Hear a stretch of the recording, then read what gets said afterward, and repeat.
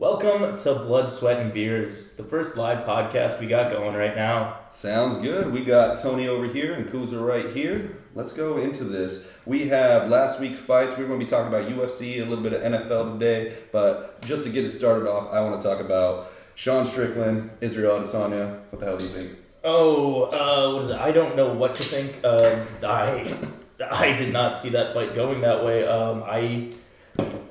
I've never seen Adesanya truly lose a stand-up battle. Even when he lost to Pereira, he was doing very well in those fights until he got caught. I've never seen him just get plotted down like that. I mean, I see with Sean, he definitely implemented a little bit of different boxing skill set. He sort of took the Floyd Mayweather Philly kind of shuffle with it, which is a great stance. Yep. It just looked like...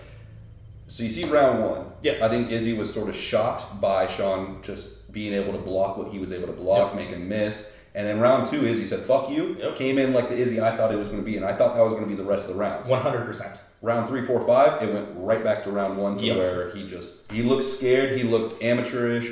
Yep. If you would have told me that Sean Strickland was going to come into this fight and walk down Izzy, one of the best strikers in the UFC history, and I would laugh in your face. And beat him in a straight stand-up fight without even trying to take him down or even fucking tire him out like on the cage or some shit. Nothing.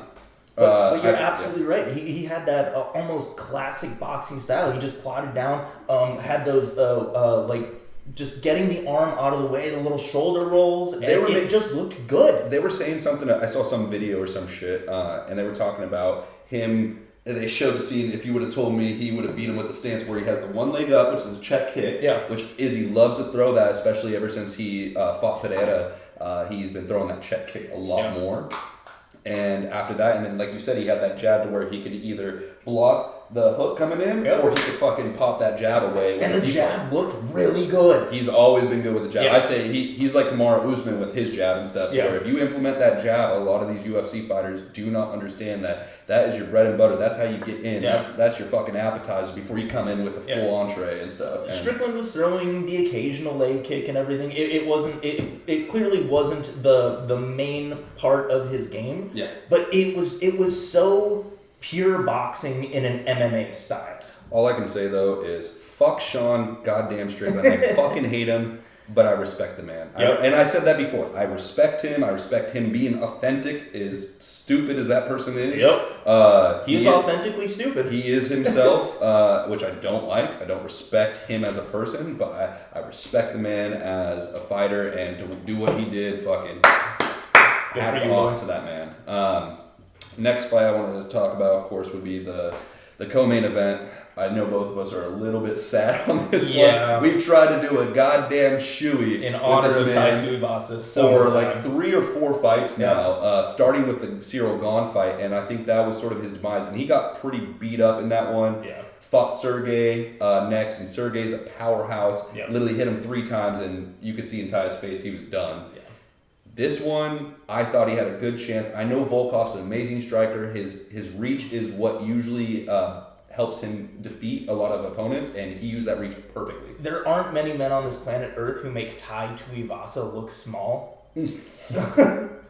Yes. Holy shit, Volkov made him look tiny. Oh, it looked like a super heavyweight versus a heavyweight, and it just made Volkov look bigger than he usually looks. He's a 6'7". 6'7", yeah. 6'7", and in the UFC, so could have played basketball, football, any of that, but he decided to use them hands, and he used them hands well. Yes, he did. Once again, a lot of his game was predicated on his jab. He really got in there with that. Every time Tai, being the shorter guy, he was throwing those Mark Hunt style punches where he's leaping in with these hooks. Yeah. And every time he did, he met a right or a left jab just square to the face.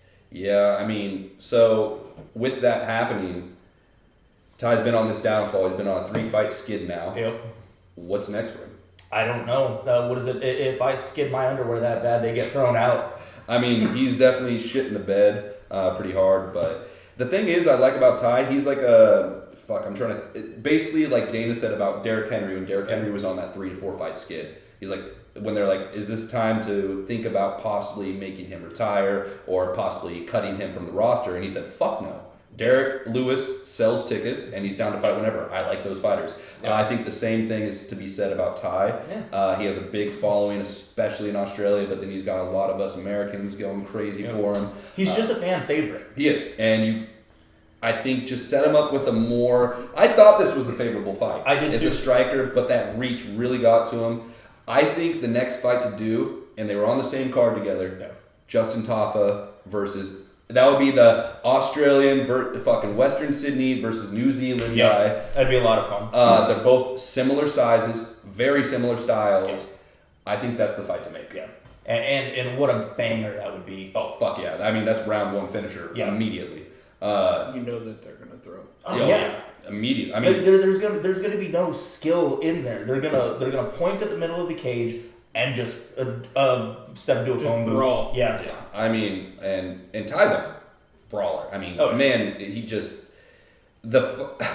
I felt bad seeing it because he was getting fucking absolutely rocked in his goddamn liver to where it made me want to pee blood myself. But he just kept on getting up and throwing these haymakers at Gon. Like, that dude is just a street brawler. I think he really, like, he's trained, of course, to be as far as he has. Yeah. But I don't think he's put in the work that a lot of these other fighters have. Yeah, I would agree. If he sits down, takes 6 months off, a year off, goes to these camps, goes to fucking Thailand, goes to Muay Thai, learns a bit about that, better defense, better striking, I think he does great work in the heavyweight division in a year or two from now. I fully agree with you. I think he needs to get out of Australia and go expand his skill set. Yeah. All of the talent and the athleticism is there for Tuivasa. Yeah. He needs to do the same thing that Khalil Roundtree did. Khalil went to Thailand, came back, I love Roundtree. Just started destroying people's legs with a very pure Muay Thai stand-up style, and it was amazing. He has one of the most fucking vicious KOs. Like, the sequence of him KOing this man was like... I can't remember the name. You could look it up if you want. It's Khalil Roundtree. But it was probably maybe a year and a half, 2 years ago. Yeah. Fighting a fighter, he's just drilling him, pushing him up against the cage, drops him with the shot. Dude tries to wrestle with him, puts him in a knee lock. Khalil quickly spins out of it and literally gets up. Dude is on the ground, sort of hands and knees on the ground, almost in a fucking fetal position, standing up or laying down. And you know you can't kick a grounded fighter in the head or anything. Oh, Khalil knew that, and he fucking soccer punted this man in the stomach, to where the dude just went and popped himself back up and then immediately hits him so fucking hard he just drops and crumples again. Yep. They had a call. I mean, the man, it was vicious. And like, he was just throwing this man like it was a bar fight. Yeah. And he just slapped his girlfriend or some shit. But, Ty, get out of Australia. Go... I'm not even telling you to change camps, but just go do a 3 or 6 month stint at a new one. Yeah. I mean, and I love Ty. On the other side, is Volkov heavyweight contender? I think it's so thin at that division that he's in at least the talks for it. He'll have to win one more against another one of these guys, Derek Lewis, a Sergey. That would be the fight to make, actually. I believe so. Derek Lewis beat him. Yep. That was one of the first fights a lot of people knew Derek Lewis from, was the original Volkov fight. He was getting sort of beat and outstruck the whole time because same exact sequence with Ty. Couldn't get in close, long arms fucking him up. Literally last 15 seconds of the fucking fight. Right hand. Wow. Yep. And he's just out cold. Yep. And that is literally where the legend of Derek Lewis and his balls are hot fucking came from, because he gets up after 15 minutes and immediately takes off his shorts, and Joe Rogan's like, why'd you take off your shorts? And he's like, my balls is hot. Man, I love that man. But anyways, you can make that fight because Derek finally got back off that losing fight skid. Beat him, Volkov. If Volkov beats Derek Lewis finally, that was sort of what that was getting him to that point. I think that's the next fight to make. Yep. Another one on that card that I do want to talk about, Manel Kape versus Felipe Dos Santos. That kid Felipe. Coming in on 1 week's notice and even losing the fight, his stock went way up. I didn't know. We were talking about that during the fight. We did not know who fucking won that fight. I mean, I leaned one way, but it could have gone. I thought Manel was going to fucking mop him up. I thought he should. Yeah. The 30-27s across the board were absolutely insane. No, it should have been a 29-28. Yeah. And that first round, if I remember correctly, was I think Manel's, and second round I think was Dos Santos, and then third round was fucking hit or miss. Yeah. I think they were in fight of the night. Yeah. Kid was supposed to only get 16K, gets another 16K of course if he wins, so he would have got 32K. Didn't win, but they got fight of the night, so he got 66K. That's a pretty good night for a kid that just got on there for his first UFC fight on 1 week notice. 1 week notice, but he came in game. He came in clearly. This is Charles Oliveira. Yep. If you see a dude with fucking bleach blonde hair trying to be a next Marshall Mathers Slim Shady replica like Charles Oliveira, watch out. You're in for a banger. Yeah. You're in for a guy who's not going to go down. His spinning attacks were so much fun. I can't wait to see the kid back in the cage. He earned himself. I mean, he didn't have a contract. I think he was just a fill-in, of course, as he was. I want to see the Kaikar France original fight with Cop because Cop was talking all that shit. I don't like his attitude. I don't like that, but I respect him as a fighter. He called Kai a pussy. Oh, dude, he was doing that. And he was literally calling him a pussy in the press conference. And then Izzy stands up because they are all boys. Yeah. Because he throws like water at him at one point. And Izzy stands up and tells him like calm down. And Manel's literally looking up at this man like this, like a little fucking 7-year-old trying to talk shit to his dad or something. And Izzy's like, just sit down, little midget. Like, Anyways, I wouldn't fight Cop. He'd beat the shit out of me, but don't talk shit to Izzy. I mean, maybe he would have beat Izzy, the Izzy that we saw perform. Oh, yeah. Do you think maybe he came in with an injury or something? Because he just seemed off. No, I don't. I think his mental was off. I mean, he even knew it. Like, you could see in his, like, he wasn't even mad about losing it. He's just like, no, and gave him, like, daps and everything and talked to him, which I think is sort of bullshit. I think Izzy is, it could go either way. It's either Izzy is done. Yeah. Or he just had a really off night and he's going to come back. Does he deserve a title rematch? No, I don't believe so. I want to see a couple other fighters take on Strickland. Beat. We have just reached time, but we will still continue this. Real quick before we switch over to round 2, continue what you were saying. Who do you think he should fight next? I don't even know, man. I got nobody right now. I think off the top of my head. I think Sean should fight. I think Sean should get the opportunity to wait out one fight. Let Izzy fight Driscus, like that fight was supposed to fucking happen. Yeah, that's the original fight. And if he gets past Izzy, of course you put Driscus for that title contender. But if he doesn't, then you give Izzy his rematch. He fought the person that was supposed to fight, then you give him his rematch. How do you make Driscus fight one more time? I feel like he deserves the title shot. Against Sean? Yeah. I mean, yeah. Because he's on a hell of a streak. But he was supposed to fight Izzy, so let me see that fight. Because that's the whole argument. Does Driscus deserve it? Yeah. Does Izzy deserve it? Well, put them in the fucking ring together and see who deserves it. You're most likely right that that's going to happen. Because I think I'm not right. I think Dana even said it. He thinks the rematch between Sean Strickland and Izzy should happen immediately. Really? Yeah, that's what he said in the post-interview. I think Driscus and Izzy is the bigger money fight.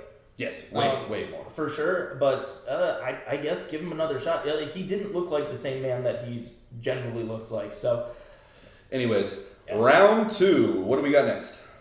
We got last week's trades, injuries, anything happen. We were saying trades and injuries because we started this before the season started. Yep. Now that should be switched to NFL Week 1. We are back, baby. All right, so we got a lot to talk about. We lapped this thing, so this segment may go a little bit longer than expected because, I mean, even before, and we won't get into it right now, even before last night, there was a lot to talk about. Yes. Oh, yeah.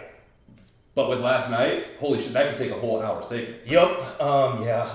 We got a lot to cover. But let's go with the Thursday night game. We can start out with. How'd you feel? Lions Chiefs. Yeah, Lions Chiefs. I feel if Chris Jones or Travis Kelce is in that game, it goes a completely different direction. Chris Jones did breaking. Yes, Chris Jones did sign a 1-year deal, and he is. I looked into that deal. It didn't really add any money. It added a lot of incentives of possible money. Yes, which could equal to the money that he wanted, and he may believe they can do that. But also, the thing that sort of fucks him is they can literally franchise tag him next year too. But anyways, they at least got a deal done, so they'll have Chris Jones back. Travis Kelce is still questionable right now. Check up on that, make sure. No, he is. No, he's expected to play this week. Yeah. Okay. But at what capacity? I think it's going to be minimal. Yeah. Minimal? Okay. He'll probably have like a snap count or something, sure. making sure that he doesn't blow up the knee, because we saw enough players before week 1 and in week 1 going down. If I were the Chiefs, just use him in strictly only in red zone. Yeah. Yeah, I mean, use him as a decoy and everything every now and then. They have a rookie tight end that's doing pretty well. Yeah, Noah did fine. Noah's not the rookie. There's another one. Noah's been there for a couple years. Oh, okay. And Noah does well. Yeah. He's good. But yeah, definitely don't push him out there 100%. See, I don't even know who are they facing next week. But outside of that, I mean, I think Chris Jones the Jags facing the Jags. Like, come on. Yeah. Come on. What I know. what are you talking about? You think the Jags are fucking easy? I don't think the Jags are easy. I think that the Chiefs are still going to win that pretty handily. I think they're going to win it, but I think that's going to be a close game because for sure. You got Doug Peterson over there, great coach. Yeah. Shout out to the Philadelphia Eagles and Super Bowl. And then you got fucking Trevor Lawrence. I mean, you guys can't talk about Super Bowls in the past. What? I mean, you can actually, but you just shut the fuck up. Yeah, 2011. It's been too long. I can't talk anymore. Yeah, I'm getting. I got 4 more years. Yeah. I got 4 more years to talk about it, and then it's going to be back on. You guys lost a Super Bowl, so as much as I love the KC Chiefs, I am in a love-hate relationship with them this season. I think, but going back to the Thursday night game, the Lions played out of their minds. They're the dark horse right now. Everybody loves MCDC. He's just one of those coaches who seems to hype up his team. I mean, listening to his locker room speeches hypes me up, makes me want to get in the gym and fucking bite a kneecap off. I think I told you about that before, but there's that story of Nick Sirianni and Dan Campbell both get hired around the same week for Lions and the Eagles. And you both get everybody's waiting for it. Let's see the first interview of our coach. Yep. Dan Campbell, of course, comes with that historic fucking, we're going to rip your kneecaps off. Just made any person watching that video want to jump on a field and kill somebody. And then you get Nick Sirianni, who looked like a fucking 4th grader, scared shitless to answer a question and talking about, we need to get the roots. Yep. We got roots. We got to fertilize the roots. We sat there as Eagles fans thinking we were fucked. Oh, yeah. Granted, I love Nick Sirianni. He's an aggressive motherfucker. That interview, I think he was just shocked, scared and shocked. Didn't know how to answer it. Now you talk to him, he's like fucking throwing up the peace signs. He's throwing up the middle finger, the bird. Philly is bled into. He is embraced Philly. Yeah. Philly has embraced him. Yeah. We love him as our coach. But it looks shaky when we saw those first 2 interviews. You gotta get used to talking in front of people. There have been a lot of guys who've had these shitty, like... I thought you were going to be shitty on the mic. This is the first time in front of you. You're doing all right. You're doing better than Nick Sirianni. I'm not scared no more. With the Chiefs game, though, sorry to cut you off. But, I think they look good, but also be susceptible because we'll talk about it later, and I'll talk about the other teams when we get there, but... Just because they lost doesn't mean that they're a bad team. It means the other team's better. Yes. Or not better, but they're a good team too. Yeah. And good teams versus good teams, great teams versus great teams. And I've said this the year before when the Lions were going into last season. I said, watch out for them and watch out for the Jaguars. And they turned their seasons around from the previous year before that where they were like 4 wins or less. Yeah, the Chiefs without Travis Kelce and Chris Jones can beat a lot of teams in the NFL. Oh, yes. The Lions had a good night. And they almost beat the Lions. They almost beat the Lions. I mean... Without Kadarius Toney shitting the bed. I was just about to put the name out there. Man deleted his social media because he was getting roasted so hard. Breaking. Fucking today, he opened up his social media after 4 days of deleting after being roasted so bad. And... literally opened it up. Guess what? His first thing he does? What is that? Rips into the Giants, his old team, because they got fucked up. And then everybody flipped it back on him, saying, "What are you doing? Just because they suck doesn't mean it excuses you for having bricks for hands. Like, get the fuck out of here." Why would you open the floodgate? Oh, he did. Like, it's like, dude, you need to delete your social media now. He pulled a full Aguilar. Yeah. Oh, Nelson. I mean, at least nobody. There's a fire. At least there's no fire in Philadelphia, and literally on live news, the dude says, "I was catching the babies." I'm like, Aguilar. Fucking the most classic video I have ever seen. I was in tears watching that shit. Dude, that is not poking the sleeping bear. The bear had turned around, found some new prey, and he went up and slapped it on the ass. With a little honey on the hand too. Yeah. Yeah. Anyways, I think both teams are going to be good. Detroit, great that they got to win in KC on their championship night. The banner hanging, all that. Fuck the banner hanging. They said, fuck you. We're Dan Campbell. We ripped your kneecaps off. Let's get out of here. All right. Let's talk about what is the rest of the Week 1 games. Sunday games. One I really wanted to touch bases on. Bengals, Browns. That was literally. I want to get into that one, but I want to start with the Niners. Actually. Oh my God! Yes. Niners Steelers. And I was thinking the Steelers. You know me, big fan of Mike Tomlin. Yeah. I think even with the shittiest of shit, he's going to find a way to have a winning season, which I still think he will. He can shine that turd. He will fucking shine it. He's sitting there like a fucking genie. He's like, I won't get that turd out. Anyways, I think it kills me to say it. Yeah. But I think it's just going to be a fucking. They are definitely in they are. 95% in my mind going to make the NFC championship. Oh, almost guaranteed. I'm just hoping the Eagles make it with them, and we're healthy by that time. But barring a tragic injury to multiple players. I mean, you have Nick Bosa you got Jason Hargrave and stuff on their Fred defense. Warner, who is one of the most overlooked linebackers in the game, and it's just because it happens with those teams that. Well, that's why I said it in our fantasy drafts. Everybody was so big on fucking Debo, and I said, watch out for those star wide receivers when they have a secondary receiver that is good, because they will just eat because that star receiver is taking all the double coverage. So Addison from the Minnesota Vikings did very well because Justin Jefferson was taking all the coverage. IU, great because Kittle, CMC. I mean, there's so many goddamn weapons on that team. It's names after names after names. Pick your poison. And Brock fucking Purdy. I wasn't sure about last year. Unless the Philadelphia Eagles D-line rips him apart like they did before, that man is relevant. Don't call him Mr. Irrelevant. Showed up to the party with beer. Yeah. Let's say that. Yep. Showed up to the party with He wasn't empty-handed at all. No. He's one where everybody looked at him and they were like, fuck yeah! Like, let's go. Those teams last year that they beat on their run were bad to mediocre in most cases. I saw that run too, and it was, if you look at the teams on paper and stuff, but the teams actually at those times were doing pretty well. Yeah. And just to come in, bro, he was the last draft pick. Yeah. He never in a million years was thinking this man was going to start a game for 3 years. As Mr. Irrelevant, you don't start outside of the practice squad. Your life is practice squad and preseason games. They got, and 49ers fucking shit luck with quarterbacks for years. For a while, and just injuries in general. Figure out your medical staff or something.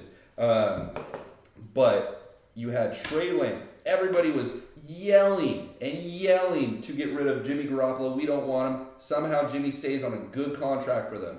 And then Trey Lance goes down. We love Jimmy. They go straight back to that. Jimmy gets hurt. This kid just comes out of nowhere. They think they're fucked. And he wins every game. You did get Christian McCaffrey right around that time. Yep. Everybody forgets to point that out, that they started right around the same time. But Brock Purdy is a baller. Yep. He that dime that he threw to Brandon Ayuk in the end zone where only Ayuk could get it. The defender had gotten past. The defender had gotten passed by. You adjusting him? Yeah. I'm adjusting. Justin. More beers out of the frame. But the dime he threw to Brandon Ayuk in the end zone was just such a pretty ball. It was right where it needed to be, and Ayuk made a hell of a catch. All right. Enough of the Niners. I'm done with this.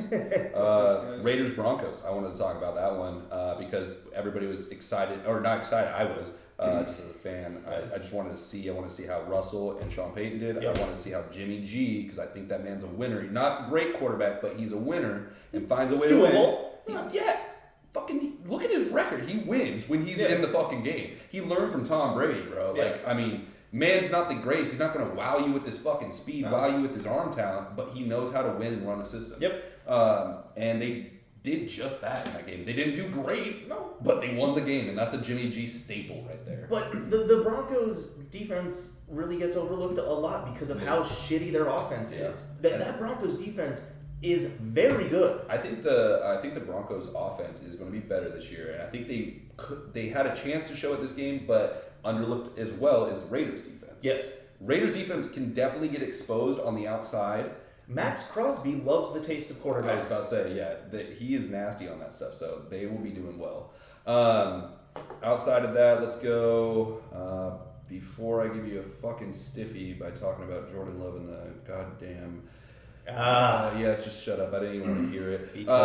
Dallas. Let's get to Monday night. Oh yeah. Sunday night real quick, and we'll bounce back on the other games. But Dallas, it's their year. It's always their year. It is always their year. But after that performance, you know what?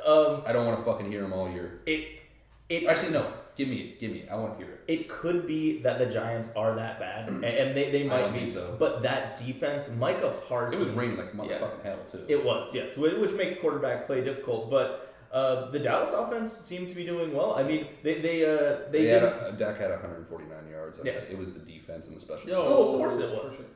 But which has never been a question about the Dallas Cowboys. No. The offense just never had a chance to answer any questions. It was always the secondary. Always, to me, as a Dallas fan, that's where I was like...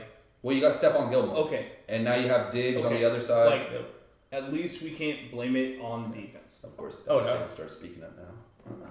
No, we're going to blame it on Dak. Yeah. It's going to be Dak. Yeah. I want it to be on Dak. For your own... Actually, no, I want Dak and Jerry Jones to stay there as long as possible because then... He's got an AI version of himself. They already talked... I laughed at that. Yeah, Jerry Jones AI version.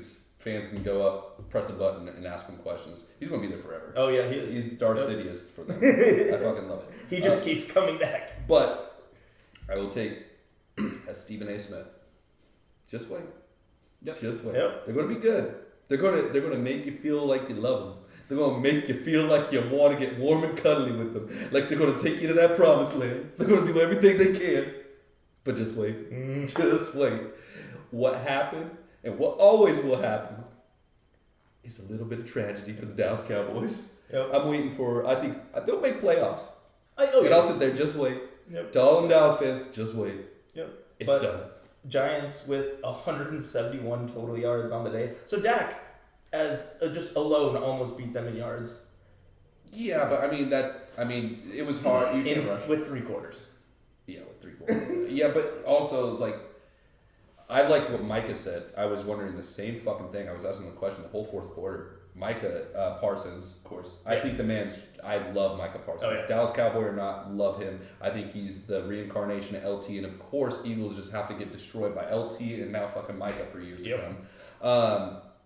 But, like, with Daniel Jones, like, I didn't understand what was going on with the yard, like, what he was doing. That first drive... and maybe that's just the adjustment from the defense side of the Dallas Cowboys because they were definitely running at him and breaking through the offensive line very easily, but Daniel Jones or a little scat back would be able to get away. Yeah. And they drove through that before all hell broke loose and they got the fucking field goal block, all that shit. Yeah, I was talking with Rory during the game and he said it looks like our O-line is just out of shape. Yeah, it did. But the offense as a whole, they looked out of shape, and that I think as a Giants fan, I would be looking at for the longevity. It's going to lead to injuries. Yeah. It's going to lead to. But that was my whole thing. I was going into is why the hell it's almost. I didn't know the exact score at that point, but it's 30+ points to 0 in the fourth quarter starting.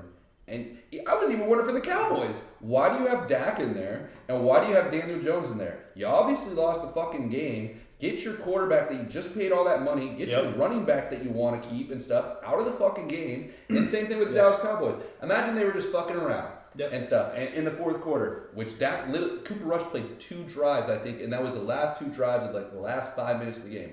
Imagine that whole fourth quarter starts and stuff, and he just randomly gets hit badly in the knee. Yeah. He's taken out. It's like, why the fuck did you not keep him week out? 1. Yeah, that would have just been... I couldn't tell you. Damn! He sucks. He sucks. That's just to the whole team management is what I'm talking about. But let's quickly, because we're going over time, but this needs the time. This is NFL 1. We need to fucking talk about it. I did want to talk about, let's go, before we go there, we'll talk about 2 more games, and we'll talk about little outcomes that I'm thinking about. But We'll go Eagles, Patriots, and your Bears, Packers. Yep. What do you want to talk first? Let's go Eagles, Pats. I think the Pats put up a hell of a fight. Yeah. I was very surprised. I was worried for that game because you had Tom Brady is coming in. They're getting the Ring of Honor for him and stuff. So you have the Pats a little bit more. They want to win. It's at home. And I respect the hell out of Bill Belichick and his defensive schemes. Mm-hmm. That man creates defenses. Yeah. And so I knew it was going to be a tough game for us. I didn't like that first quarter. Yeah. We looked unstoppable. Yep. And we were laughing as fans. We were all laughing. And then we were like, classic Eagles. They just take prevent defense. Just let them run up the field. It's like, well, we were up by a touchdown or two. We could let them have some points. It's like, play how you were playing. And here comes the Patriots, nickel and diming it just down the field all day. You could see it so badly in the third quarter once Nakobe Dean went out, at least for 2 drives, because Blankenship, our rookie that's taken over for C.J. Garner-Johnson, he had to literally... What are you doing pumping your fucking fist over there? Got him on waivers. What are you fucking doing over there? But yeah, outside of that is like, he had to he had to call the defense, and he wasn't used to that role. Yep. And Nakobe Dean was our linebacker that we needed. He's our strong starter right now, second year. He was doing great before that, and then you saw right once he leaves, all the passes were literally Rush would get towards Mac Jones, and then the fucking scat back or the fucking tight end would go straight to the middle of the field, like 5 yards in front of the offensive line, and just boop, like anybody can make that throw. Yep. It was like we were just giving it to him, and then. If somebody happens to slip a tackle, they're getting an extra 10 yards. And that the one thing that I noticed in that game is the Patriots need to draft a new quarterback. Every time the ball leaves Mac Jones's hand, it looks like a lame duck in the sky. I thought that thing was going to get picked 85% of the time. I mean, dude, he had some on. I like Mac. I don't think he's great, but I don't think he's horrible. The last 2 minutes, Mac had more completions. Dude, he was 8 for 8 during the third quarter. So he's not going to wow you with his arm strength, but he's going to dink and dunk very well. And that doesn't sound great or fucking cool to anybody, but to be able to do that on a consistent basis is really good. Sometimes you don't need to make the fucking big splash play to a receiver. Sometimes you just need to get it to your receiver or your player and let them see what they can do. I guess if it works, but you need those players who get those yak yards. Yeah. Who did he learn from? Huh? Who did Matt? Tom Brady. Exactly. Well, he didn't actually because he was a goat of dinking and dunking. He had 1 year. That's what I talk about with Jimmy G. Yeah. Is like he learned from fucking Tom Brady. He's not going to wow you with any fucking crazy thing, but he's going to run that system like no other probably. Yep. And he learned from knowing how to pay attention to it. Before. Just fucking come in your pants already. Oh God, I get to talk about my Packers and Bears. Fucking gross. The oldest rivalry in the NFL, and it keeps going the way that it's been going. 9-0. Was it Matt LaFleur has never lost to the Bears. Aaron Jones looked amazing. Does Jordan Love still own the Bears, or does he own the Bears now? I think ownership has transferred. He literally had 245 yards. No. I mean 245. 245. Like it's fucking. Did he get 300 yards? If he got 300, he got 3 TDs and no problem. The Bears defense was nothing to talk about. No, it was god awful. They're god awful. They've been god awful. It was all about the offense, which I fucking love that you guys did this because I said in our previous episode, Justin Fields was going to be a terrible piece of shit. Justin Fields is exactly who we thought he was, and you exposed him just like you needed it to. Yep. But. I think Jordan Love's going to be good for you, but do not try to act like that's going to be the next Brett Favre, Aaron Rodgers. Suck a dick and just get over it and just be happy. It's been one game. I'm not sitting here saying that he's going to be the next MVP. I don't think so. I don't think he's going to be an MVP at all. No, I was going to make a bet with you. I was like, do you even think he's going to last like 5+ years with your organization? I don't know yet. Or do you think you guys are actually going to be doing like, see how he does for a year or two and then possibly go in the draft? Well, he does have the 1-year contract right now. He's only got 1 year? Do they might have extended him. But check on his contract. I'm pretty sure it was like one of those kind of prove-it deals. They paid him a decent amount of money, but nowhere near what a starting quarterback normally makes. Yeah.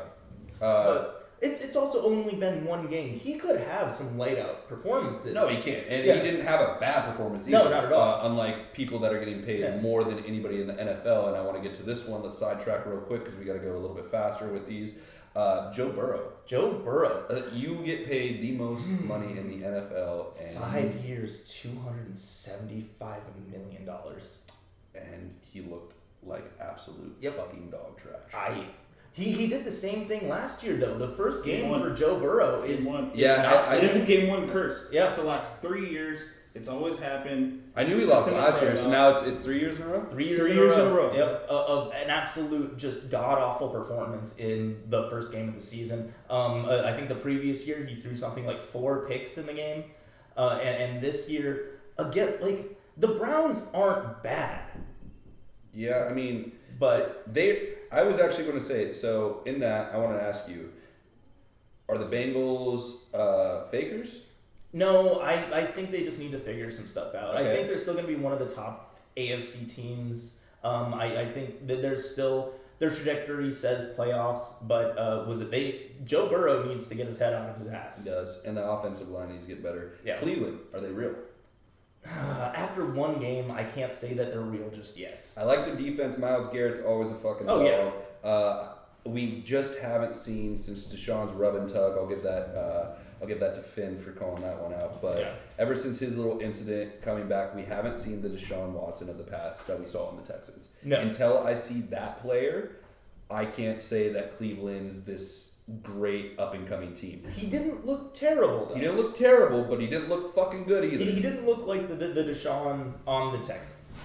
Not at all. Yeah. All right. Well, so with that, let's go to Monday night. Let's finish it off, cap it off. We're already 5 over. Bills, Jets. Just a snooze fest for 3 quarters. A snooze fest? Fuck you. It was not a snooze fest just because it's not scoring points. I could watch soccer and it's not a snooze fest.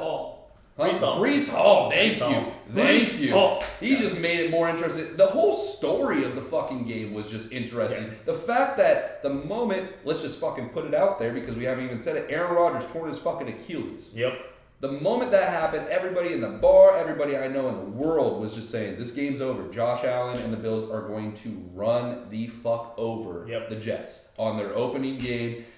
That Jets defense is real. Oh, yeah. That is very, very real. I want to put this in perspective for the people. So you have Aaron Rodgers. You love Aaron Rodgers. Green Bay Packer. Great quarterback. Came from Green Bay after playing for 17 seasons. 17 fucking years in one place. Decides to finally leave Green Bay. Goes to the Jets. New York. What was that? Beer. Oh, beer. Yeah. Oh, you need beer. I do need beer. All right, you fucking you're messing with my monologue as I'm going in here, but we'll get you a beer because what is this called? Blood, sweat, and beers, baby. And you gotta have a beer. All right. As I was saying, here, cheers that one real quick, boys. First episode, cheers. We got to get that in there. Thank you. Jason the Unknown, because we don't want his face on TV. Anyways, so let's get back to that. So Aaron Rodgers, 17 years with one team, finally decides to go to the Big Apple. Everybody makes the jokes, of course, because the same thing happened with your team before with your previous quarterback. Brett Favre goes to the Jets. And then sends a dick pic. I forgot about that. Oh, yeah. Holy shit, I forgot about that. Internet called it Favre's purple helmet because he was on the Vikings. Like he's gonna get frostbite or some shit on the tip of his dick. All right, goddamn. Let me get through the day. I was trying to get real with the fucking fans over here. All right. Anyways, 17 years, no frosty dick or anything. Yep. Goes to the Jets, the Big Apple. Everybody's excited. I'm excited. Yeah, I wanted to see how he would do. It's 9-11. 9/11. It's the New York teams. Aaron Rodgers. Everybody's waiting. I've heard from Jets fans. I've seen all over it. They were it's like finally, they've been through so much turmoil for 25, 50 plus years of just shit after shit after shit. Almost one of the worst organizations other than the Browns, in my opinion. If you talk to Eddie Jets fans, they saw this coming. They knew that he's coming to town. Something is going to happen. I didn't hear that. I heard more that they thought that first, but then they're like, maybe this is maybe. I thought that they had way more optimism with this one. And he comes out on 9/11 with the American flag running through that tunnel. Yep. running through. It looked like a fucking movie. I was telling my girl, it looked like goddamn Rocky trying to fucking come out. Like, this is rejuvenating this goddamn fan base. This whole fan base that has just been crying. There was fans in the stands crying. Tears of happiness because they're like, we finally are fucking there. A 4-time MVP. We finally got one. We got it. 4 minutes. 4-time MVP. 4 minutes in. 4 plays. That's just fucked 4 up. plays. Pops his fucking Achilles and tears it. And I remember we were watching in the bar. You didn't fucking know because you were with your lady not paying attention. But we all sat there like, that's not that bad. No. It didn't look that bad. I thought high ankle sprain. He even got up after the tackle and then just sort of sat down. I was like, all right, maybe he's just a little fucked up. He's going to come back. Maybe it's Chicago 2.0 when he fucking went out in the season opener, came back at halftime like God, says hallelujah and wins the game. But no. Not the case. Once I saw that. I saw him go on the stretcher and I was like, oh yeah, he's fucked. Because we had our boy checking up updates on Twitter that whole time. The best comment I saw after it happened was he went down quicker than the towers. Oh my god. Dude, the amount of shit that the speed of social media, and the quips and fucking jokes that they can make so quick on some of the worst situations is sad, but so fucking funny. Undefeated, 100%. God. But so that happens, and those tears of happiness went to straight tears of, just dread. I didn't even know, I felt so bad for them. I honestly felt bad for them. I was like, dude, that is horrible. Yeah. I felt, if I was alive during the time, I probably would have felt more bad for them than I would have felt for the Bills losing 4 Super Bowls in a fucking row. That's how bad that was. At least if he goes down with a high ankle sprain, he'll be back in 4 to 5 Once I saw that card come out, it was over. I was like, I even thought when he went to the town, I was like, he'll come back. He'll be fine. I'm sitting there saying that because I got bets too. I'm like, he'll be fine. He he has fought through a lot of injuries in his career. Played with a broken thumb, had the I think minor calf tear, and he's still out on the field. But you ain't coming back from an Achilles. No. And at 38, I think he turns 39 this year. Is this the end of Aaron Rodgers? I was just about to ask that. So 4 plays in, what's next for him? What do you think's next for him? Does he retire? I think so.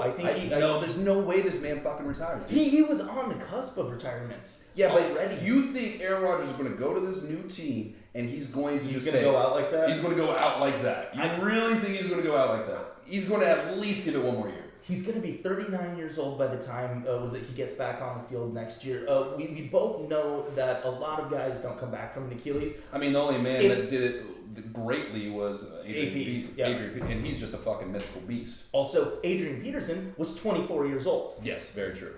Was he 24? I know he was in his mid-20s. He was a little older, I think, because everybody was like, he turned a 6-month injury into a 3-month He's injury. not almost 40 years old at that point. No, not at all. Yeah. I think he comes back, though.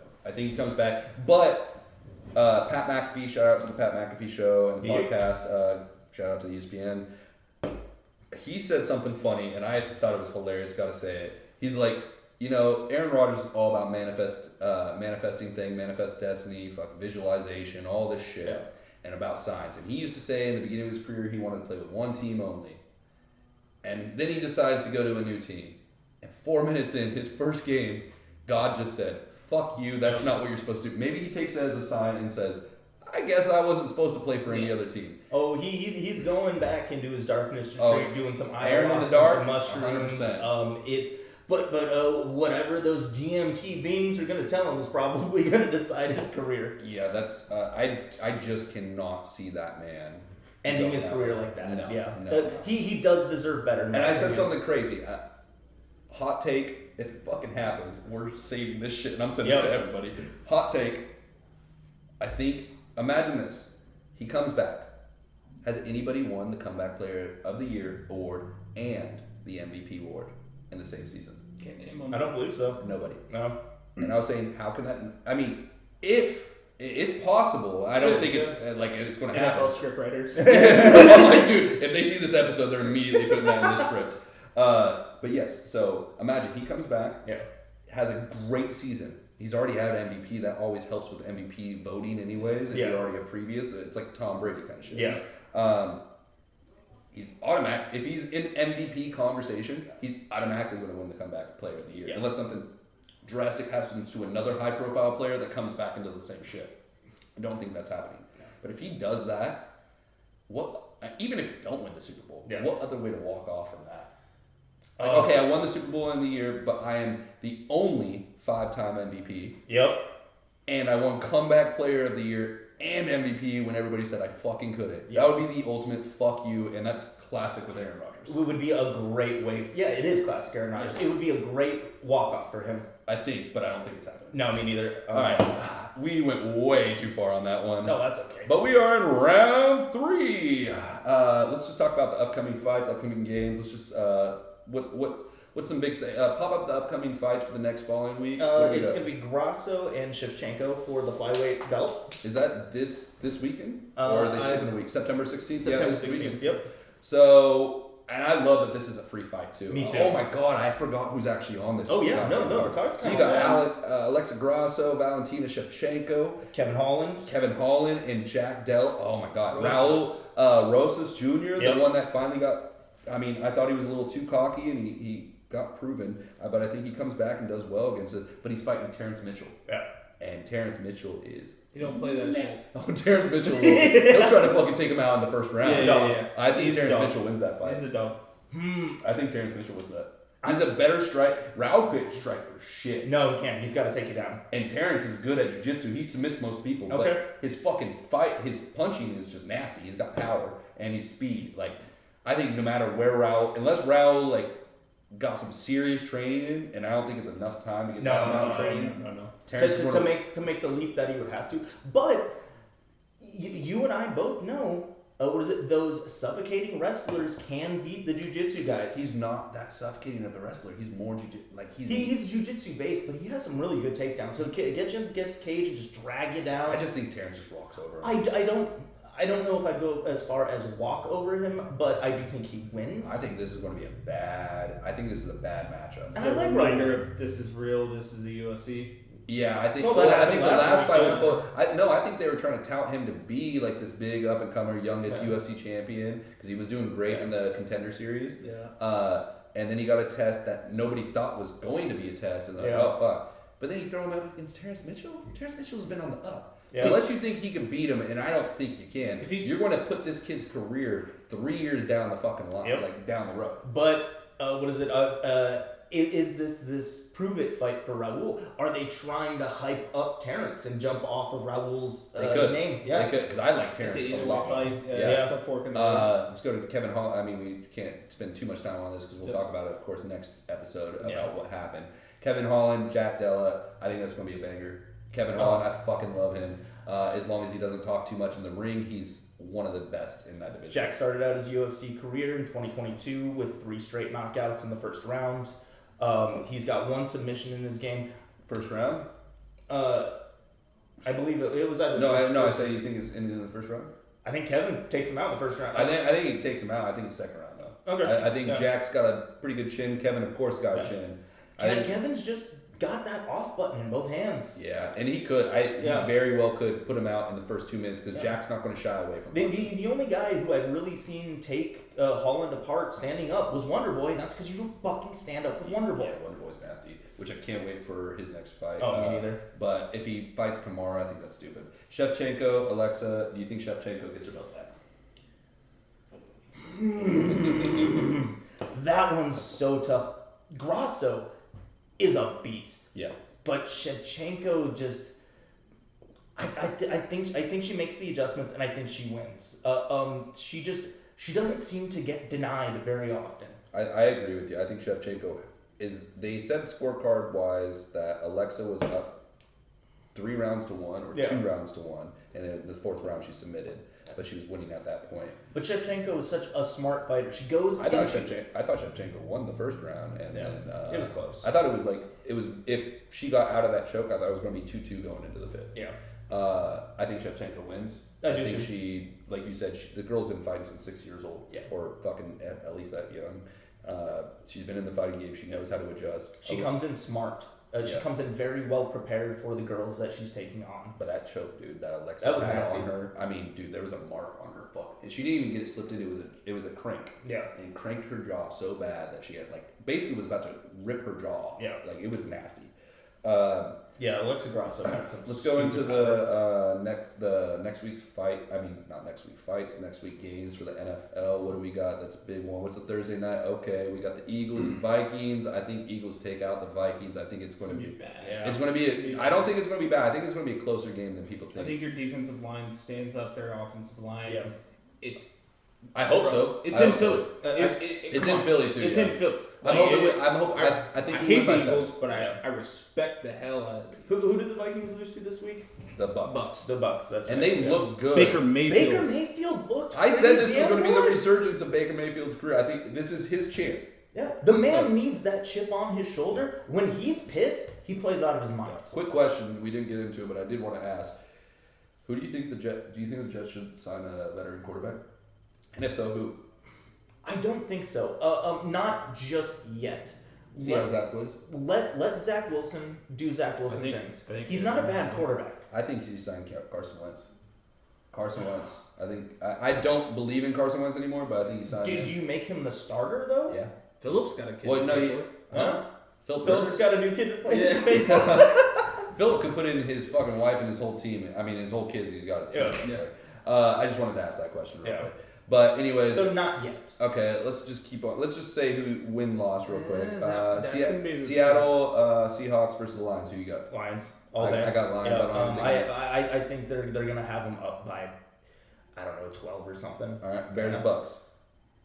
Oh, Bucks. Yeah. I think it's going to be a close game though. I think the Buccaneers scraped by the Minnesota Vikings. I think the Bears just got.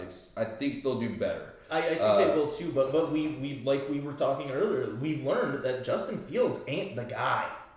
I already knew that. He's a fantastic runner. He was looking very good when he got out of the pocket, unless he decided to throw the ball. Exactly. I already know this one. I don't know why I'm asking. Packers Falcons. Oh, Packers. I think it'll be a little closer. But I know it's the Bears. But they did really well against the run with Khalil Herbert. I think the Packers defense is going to be pretty solid this year.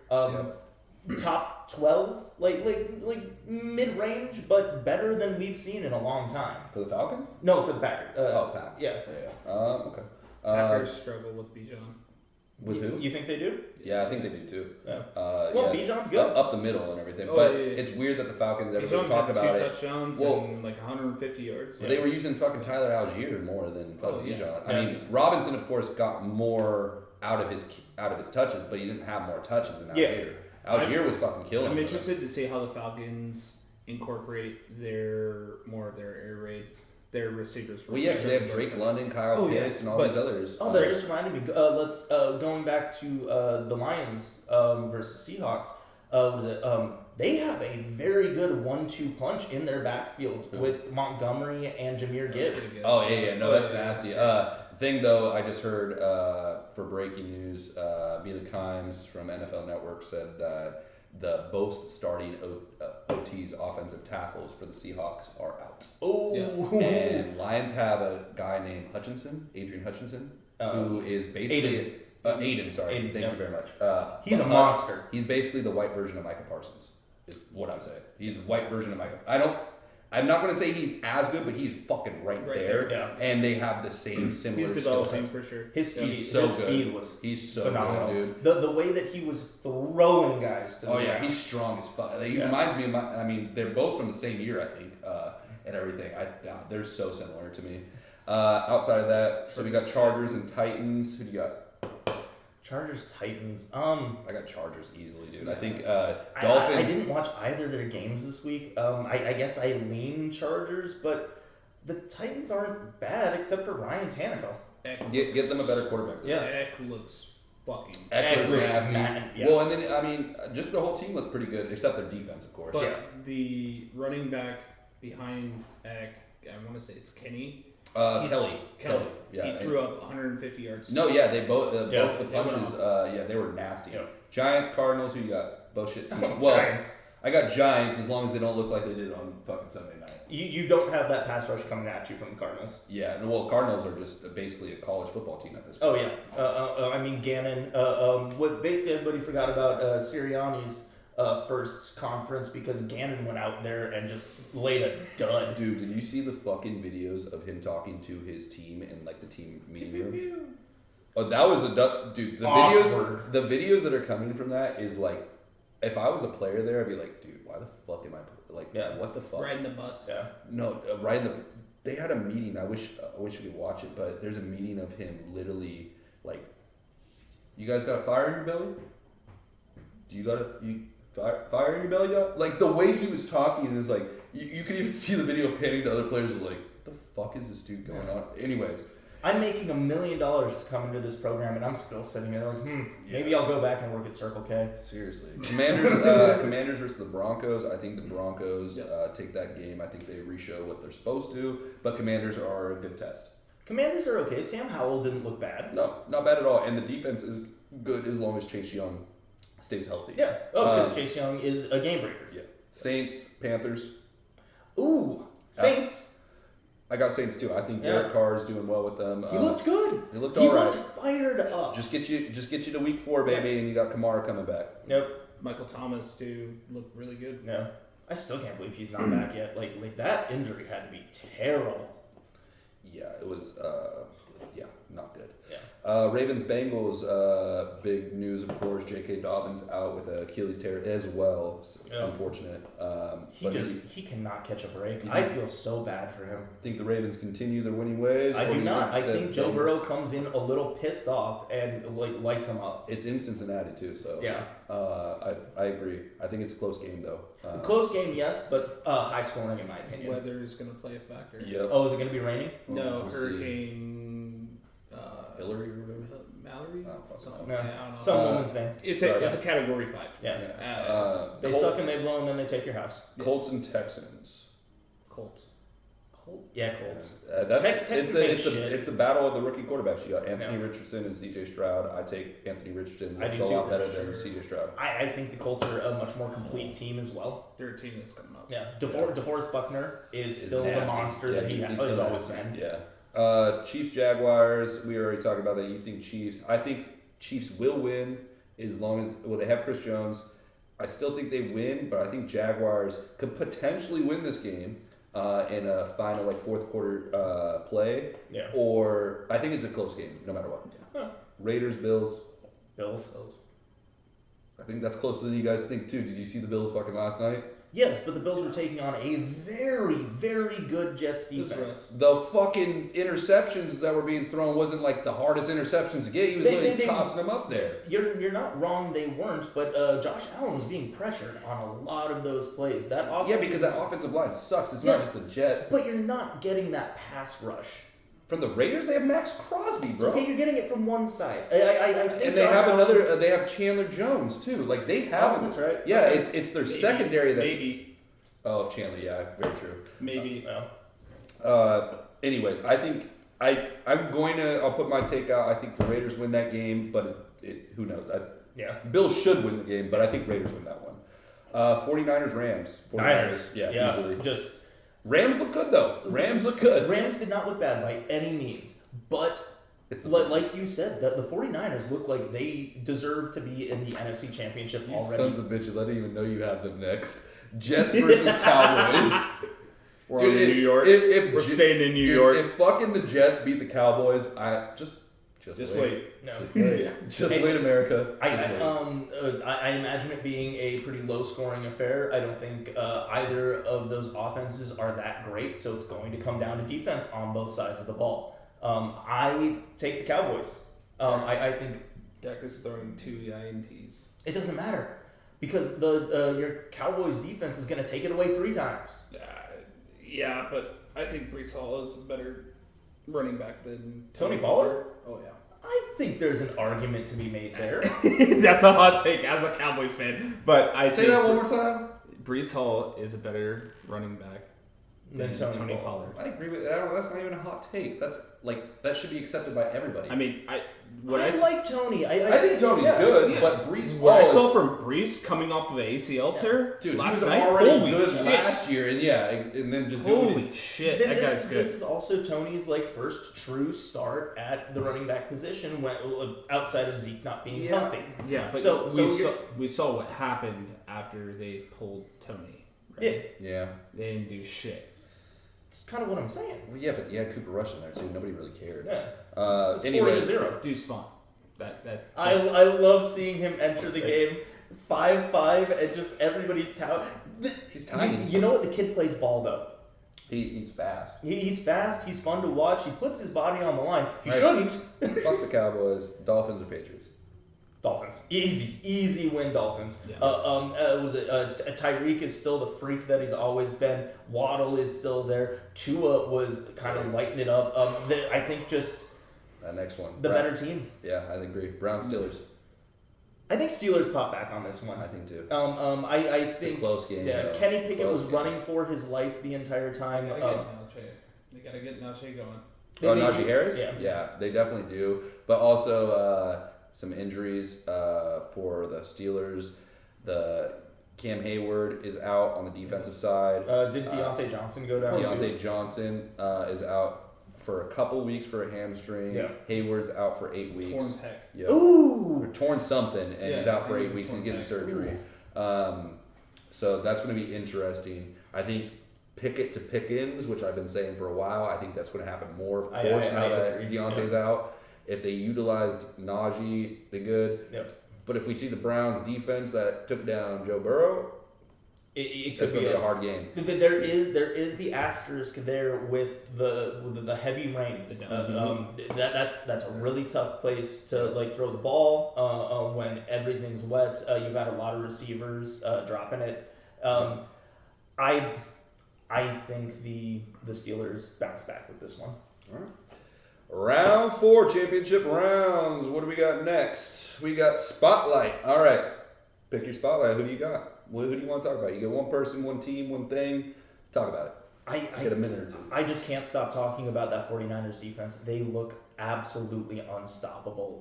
Nick Bosa is an absolute monster. Fred Warner is the quarterback of that defense. And like I said, just so underappreciated around the league. But I think every quarterback is well aware of that man in the middle of the field. I think they are going to have a very good season. And even as a Packers fan, because they've beaten the dog shit out of us in the playoffs, I'm excited to watch those games specifically. I agree. That's all you got to talk about? All right. Well, you only get one, but I thought you'd talk more about it. I agree. I got my spotlight to talk about. Yeah, do too. Mine's Tua. And the whole Dolphins offense. We didn't talk about that game, and I really like that we didn't, so I could go off on this. I said it before, as long as Tua doesn't have his concussions, hope he doesn't. I hope he did all the things he did in the offseason with jiu-jitsu, judo, all that, and whatever. I hope it works for him. Yeah. Because really did not want to see a player that young go out that quick just because of concussions. When he has the skill that he has the skill, and everybody forgot because of the concussions. Man was throwing up 400 average per game, per yards per game, and has Tyreek Hill, one of the fastest and one of the best explosive players in wide receiver history. And Jalen Waddle, who is also one of the on most the other side. They got Mostert. They got a better offensive line. Like, they are fucking here to go. They made the moves that they had to. So I'm just getting you numbers. Tua, 466 yards, 3 touchdowns, 1 interception. Tyreek Hill, 215 yards, 2 touchdowns with 11 receptions. So I'm going to say with that, Tyreek Hill, I already thought it was going to happen anyways. I thought he possibly was going to do it last year. I don't think it's possible for him to get the single game record, which is 336 yards for a single fucking game. It was on the Rams. I can't remember the name. I should have wrote it down. But the single season record, of course, is Calvin Johnson with 1,964 yards. Yeah. He was so fucking close last game. Again, I hate that you have an extra game. I feel if he does it and properly to give him without an asterisk or anything, he's got to do it in 16 games. Or less. Or less, exactly. But he has so much of a chance. I mean, man, this is his third 250-yard plus game. He's had another 215-yard game exactly and a 264-yard game. Man is nasty. Tua is nasty. Jalen Waddle's nasty. I think this is the season where you first see 2 wide receivers have 3,000 combined yards in a season because they definitely well can do it. You know one's getting 1,500 yards. You know the other's getting 1,000, possibly more. And even the Tyreek Hill could get to the 2,000 mark. It's going to be nasty. Just on the topic of Tyreek, I really thought he was going to take a step back after leaving the Chiefs and after leaving who is the best quarterback in the league right now in Patrick Mahomes. Easily. I could say that easily. He proved that he doesn't need the greatest quarterback in the world. That dude is a freak of nature. He's so fast, and he makes people look very bad. Well, that's the question right now everybody's asking. Is he the most explosive, most dangerous person on the NFL offense and defensively ever? Because there's no way to protect him. There's no way to cover him, no way to defend him if he does it right. He said all of last year he was just running around because he didn't understand the plays. He had a whole other year. Now he understands the plays. And you see what just happened there. Round 5, final round. We got top 3. What's your top 3 this week? Oh, top 3. We got to go back to Adesanya and Strickland. That's Vegas. What is it? I think Adesanya had like 78% win likelihood. It was a plus. I think he was plus 400. Sean Strickland was a plus 500. Yeah. Adesanya was like a minus 1,000. Yeah. It just. No one saw that coming, and hats off to Sean Strickland. He just looked absolutely amazing. I don't think his style works for a lot of the guys who are coming up. Yeah. But you know what? Congrats on the belt. He broke it in a day, and then posted a video where he duct taped it back together. Oh, okay. Fucking hilarious. I actually saw that video. Yeah, that's right up Strickland's alley. Yeah. Right, number 2. We've already talked about it, but is Rodgers done? Could this be the end of Aaron Rodgers' career? I don't think it is. I really agree with your argument, but 39 years old popping back from an Achilles is a very tough thing to do. The man takes great care of his body, but 39, you're you're not football old. You're just fucking old. Yeah. Very true. Especially from Achilles injury, like you said, already hard to come back from. But I think the competitor, the person he ain't going out like that. Yeah. Number 3? Just because I loved it so much. The Justin Taffa KO was so much fun to watch. I love it. Getting fucking poked in the eye, kicked in the balls and poked in the eye in roughly the same amount of time. Comes in with just the angriest face that I think I've seen on a human being and throws that wallop of a right hand. He even looked over and like, you're dead. Yep. And then just fucking beat the shit out of him on the ground until the ref took him off. Amazing. I loved it. I agree with you 100%. I really like that one. Yeah. Top 3, I want to go a little different this one. I want to start with my fantasy winners and losers.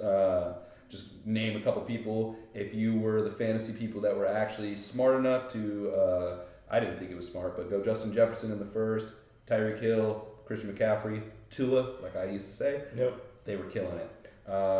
Losers, though. Dallas Goedert. Did you steal Jalen Hurts' pudding or something? Because he would not throw you the ball even if you were open 100%. Anyways, Aaron Rodgers, of course, sad with the DK Dobbins. We'll throw him in there.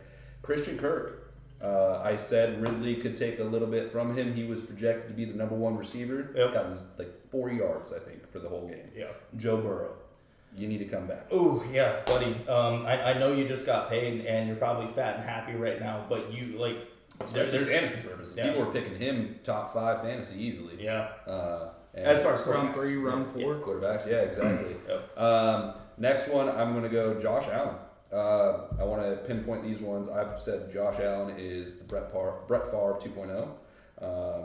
I'd agree with that. He's a gunslinger, but he's gonna give you some crazy thing. You're like, that's the fucking man. He's gonna be this shit like, the fuck are you doing? Yep. And that's what he does every time. Damn! If he can thread that needle, he looks fucking fantastic. But swear, when he doesn't... I swear, every interception you could have yelled, damn! He sucks! Basically, like he was just tossing it up. Yep. Pinpoint one other stat for him. Man just cannot win in overtime. He has not won in a single overtime game. He is 0-6 now. Really? 0-5. 0-5? It was 0-4 before. I couldn't remember. So he's 0-5, never won an OT. Is it Josh Allen? Always be closing. Yeah, we will see. My last but not least, I said it on the episode before, I will be bringing this up all year because I don't like college football, but the reason I love college football is because my man, primetime Deion Sanders, came out with a win, 36-14 against Nebraska. Coach They're Prime, baby. 2-0. His boy is throwing out fucking ducats out to everybody, 393 yards, 2 touchdowns, and 31 completions. 31 and 42. That's very solid. And he threw 400 plus yards the game before. And let's go to Travis Hunter, man, playing 2 different ways and stuff. Still caught 73 yards. Still got an interception again. Like, man, is just ridiculous. Yeah. Colorado, keep on doing what you're doing for college football. Thank you, Deion Sanders. Love you. Did you want to finish with the new segment of I know we've been saying it all damn, but damn, he sucks. Yeah, give me your best. Damn, he sucks. Damn, he sucks. Well, you're supposed to say that at the end, but who's your first pick? Was it? I'm gonna go with the Chiefs Lions game, and I'm not actually going to pick a player. Okay. I'm going to pick the line judge. Because he did not call a goddamn false start for the Chiefs that entire game. They did not have 7 men on the line at any point in time. Illegal formation, illegal shifts. I can't remember what the offensive lineman's name was. Did you watch the video where they could tell when they were running versus when they were passing by his stance. When they were passing, his stance is very wide. And then when they were running, the shortened stance? The 2 feet were much closer. The Lions were reading off that the entire time. I was even looking that close, but they did not look good. Yeah. So what would you say? Dude, he sucks. Well, I said it before. I want to say it again. Josh Allen. What are you doing? I'm just going to talk about one play in particular where I was like, damn! Literally, it was his first interception he threw the game.